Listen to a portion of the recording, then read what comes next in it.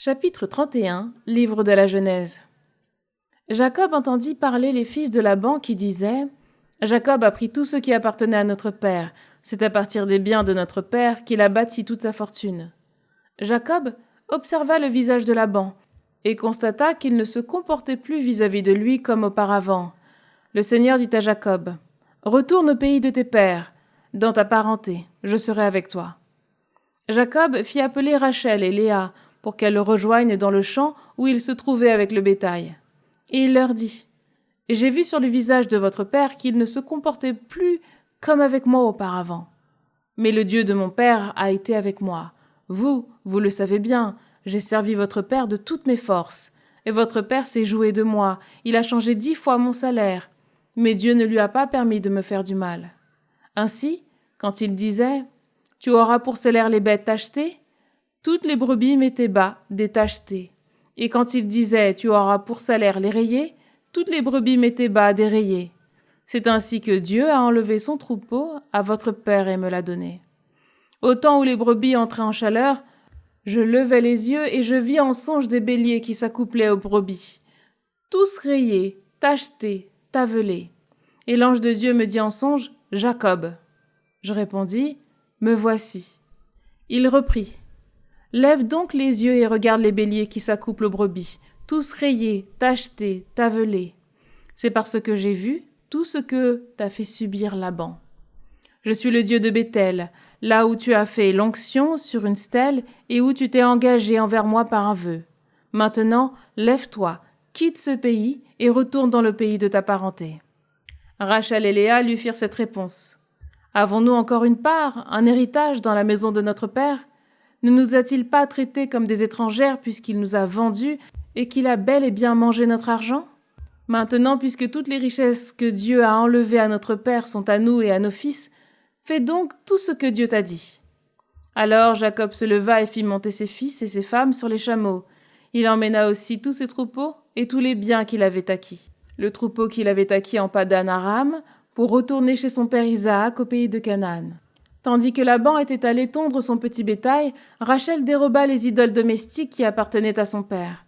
Et Jacob se déroba à la vigilance de Laban, l'Araméen, en s'enfuyant sans le prévenir. Il s'enfuit donc avec tout ce qu'il possédait. Il se leva, traversa l'Euphrate et se dirigea vers la montagne de Galaad. Le 3e jour, on avertit Laban de la fuite de Jacob. Laban prit avec lui ses frères et poursuivit Jacob pendant 7 jours de marche. Il le rejoignit à la montagne de Galaad. Pendant la nuit, Dieu vint trouver Laban, l'Araméen, dans un songe, et lui dit « Garde-toi de dire le moindre mot à Jacob, en bien ou en mal. » Laban rattrapa Jacob qui avait planté sa tente dans la montagne. Laban et ses frères plantèrent la leur dans la montagne de Galaad. Laban dit à Jacob « Qu'as-tu fait ? Tu t'es dérobé de ma vigilance. Tu as emmené mes filles comme des captives de guerre. Pourquoi t'es-tu caché pour fuir ? Tu m'as volé. Tu ne m'as pas prévenu. Je t'aurais laissé partir dans la joie et les chants au son du tambourin et de la cithare, mais tu ne m'as pas laissé embrasser mes fils et mes filles. Tu te comportes vraiment comme un fou. J'ai entre les mains le pouvoir de vous faire du mal, mais hier soir, le Dieu de votre père m'a adressé cette parole. Garde-toi de dire le moindre mot à Jacob, en bien ou en mal. Maintenant, si tu es parti, car tu désirais ardemment retrouver la maison de ton père, pourquoi as-tu dérobé mes dieux ? » Jacob répondit à Laban. « C'est que j'ai eu peur. Je me disais que tu voudrais peut-être me reprendre de force tes filles. Quant à celui chez qui tu trouveras tes dieux, il perdra la vie. Devant nos frères, inspecte mes affaires et reprends ce qui est à toi. » Jacob, en effet, ne savait pas que Rachel avait dérobé les idoles domestiques. Laban entra dans la tente de Jacob, la tente de Léa et celle des 2 servantes. Il ne trouva rien. Il sortit de la tente de Léa et entra dans la tente de Rachel. Or Rachel avait pris les idoles, les avait mises dans le sac dont on charge le chameau et s'était assise dessus. Laban fouilla toute la tente, mais il ne trouva rien. Rachel dit à son père « Que les yeux de mon Seigneur ne s'enflamment pas de colère. En effet, je ne peux pas me lever devant toi car j'ai ce qui arrive aux femmes. » Il chercha partout, mais ne trouva pas les idoles. Jacob s'enflamma de colère et prit Laban à partie. Il s'écria Quel crime ai-je fait? Quelle faute ai-je commise pour que tu t'acharnes contre moi?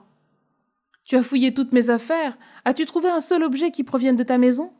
Expose-le ici même, devant mes frères et tes frères, et qu'ils nous départagent. Voici 20 ans que je suis avec toi, tes brebis et tes chèvres n'ont pas avorté, les béliers de ton troupeau, je ne les ai pas mangés. J'étais là le jour quand la chaleur me dévorait la nuit, quand le froid me glaçait, le sommeil me fuyait. Voici 20 ans que je suis dans ta maison, je t'ai servi 14 ans pour tes 2 filles, 6 ans pour ton troupeau, et 10 fois tu as changé mon salaire.